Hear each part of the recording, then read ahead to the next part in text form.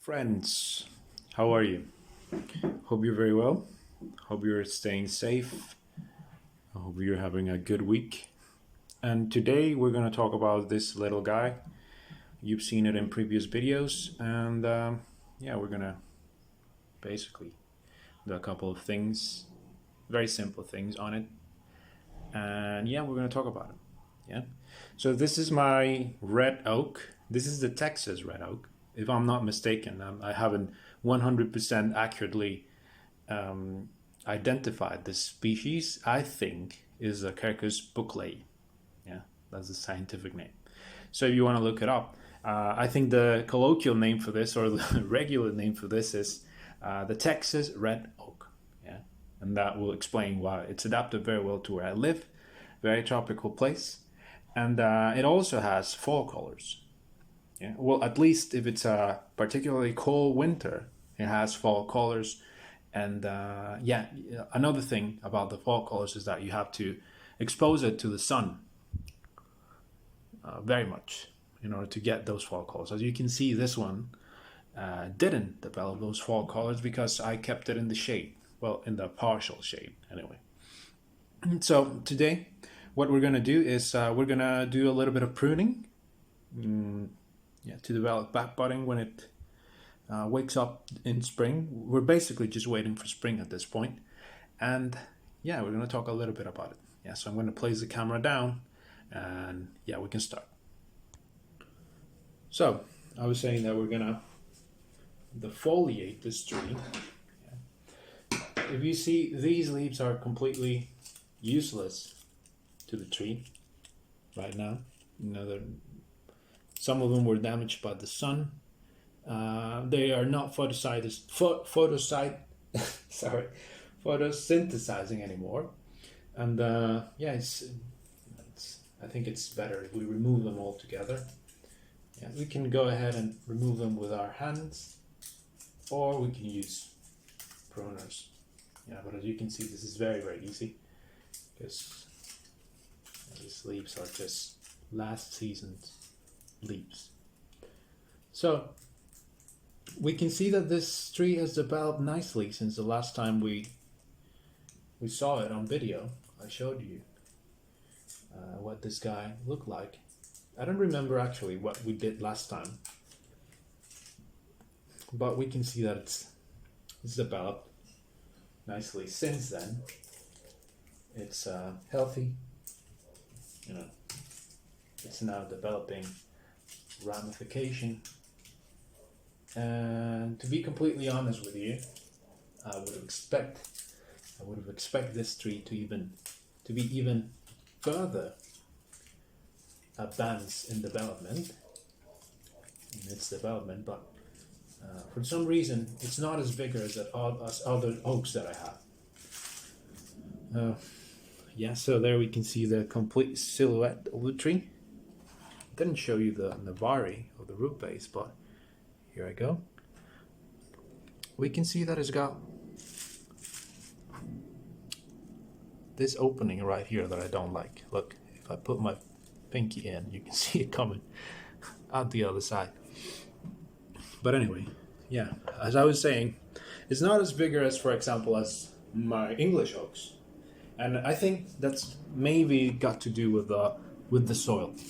If we take a look at the soil, this is 100% turfus. Yeah, and in the past I've said that turfus is really good, and you know, it holds nutrients, and that's true. You know, but one thing about turfus is that it holds a lot of moisture.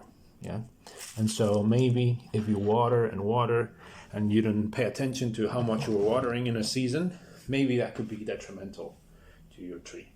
So with my English oaks, that hasn't been the case, and they're, I think, much more advanced.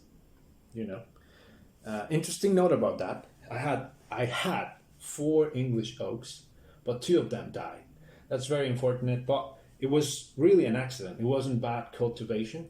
It was really an accident because in the rainy season, they treated my roof actually with I don't know, this thing that they apply to the roof so that rain doesn't come through. the ceiling, and while they were doing this, it started to rain, and so all of those compounds, all of those chemicals that they applied on the roof, they were water soluble, and they started to get wet, and everything started to come down through the drains. Yeah. And two of my English oaks were directly below one of these drains, and it was basically glue just coming out of the drains and hitting them directly. So I tried washing them, I tried watering them profusely so they wouldn't get affected, but apparently, that didn't work, and they died. It's very, very unfortunate, but those sort of things happen. It just shows you that it goes to show that you need to take care of your trees, and location is very, very important.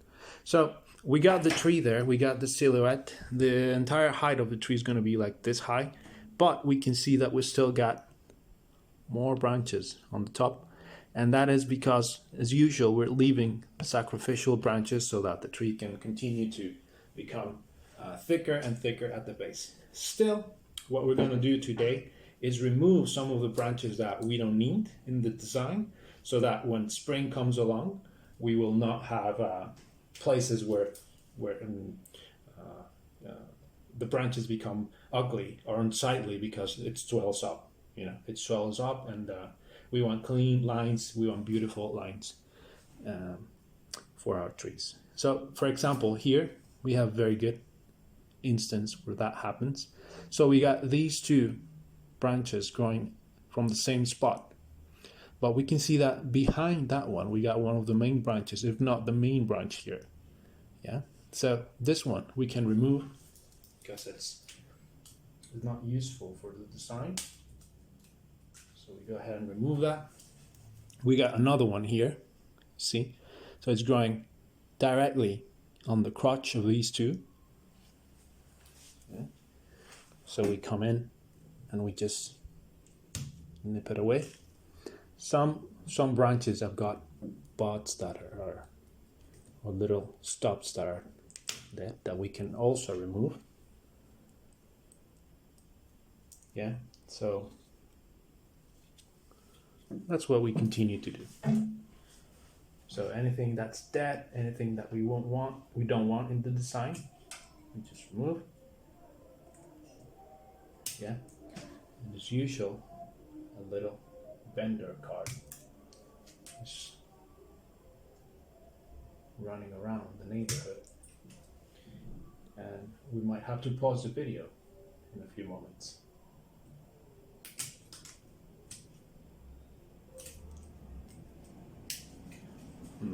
Let's see. Yeah, good. So look at this one over here. So we got this branch here, and we got this one over here.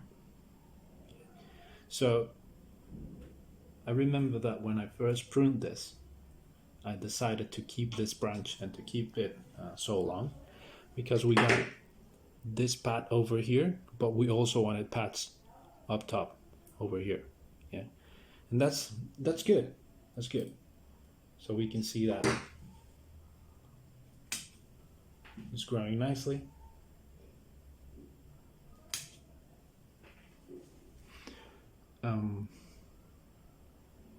And another thing that we can do is try and prune back some of these to where we have two buds, yeah, or at least to where we want that branch to continue to ramify. So why do we want to do that? It's because, sorry, I was saying we don't want thicker branches where thinner branches should be, right? Because at the top we want those thinner, nicely ramified branches. And so if we continue to let these grow and grow, this will become thicker and thicker. And that's going to throw off the design of the tree. And so, for example, here we got this branch. You can see that it's becoming vigorous and vigorous. And here we got this little branch. Ideally, we should have another branch over here to further ramify this place, to further fill out this place. And so in doing that, the tree would look like a tree in nature, right?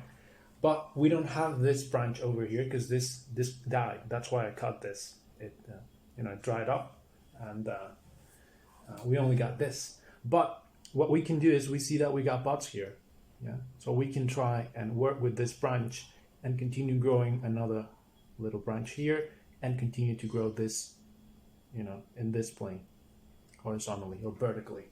Oh, sorry, laterally, not vertically. So what we can do is try to induce this branch to branch out over here and over here by clipping the tips. Yeah, so we just clip the tip, and that's it. And so on the top, we can see that we got many little branches, and those are very good. Those are nice. And we have this sacrificial branch on the back. Maybe you don't see it, but it's closer to you. This one. You see. And so I think the height of the tree, the final height of the tree, is what we can see there. Here.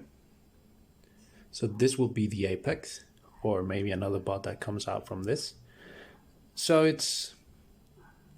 this is just extra, So what we can do, if we want to vigorize the lower section of a tree, is come in and prune a little bit of those branches that we got there.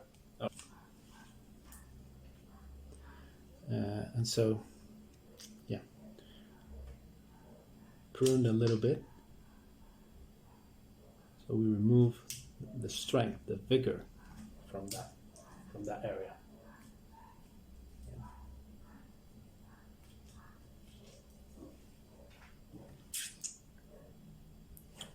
I think we can just come in and remove all of this altogether.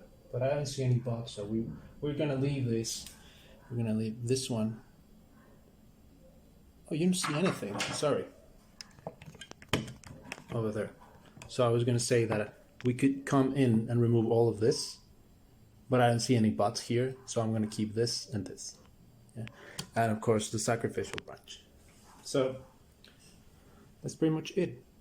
I was originally gonna wire this into position so that we had a V shape there, but I think I'm gonna do what I told you about a couple of minutes ago. I'm gonna clip this and start to ramify the buds that we have here. Yeah. On the bottom of that branch. Yeah. I'm gonna come in and see if we got any buds that we can vigorize by clipping tips. I think we have another one here. Let's see. This is dry? No. I think that's it. Yeah. Over here we have a dry little branch we just cut. So anyway, yeah. That's what it looks like now. Continues to grow and grow. So it'll be interesting to see what it looks like this spring. Yeah. So I hope you're very well. I hope you liked this video. If you have any comments, questions, doubts, anything, drop them down below, and I'll see you pretty soon on the next one.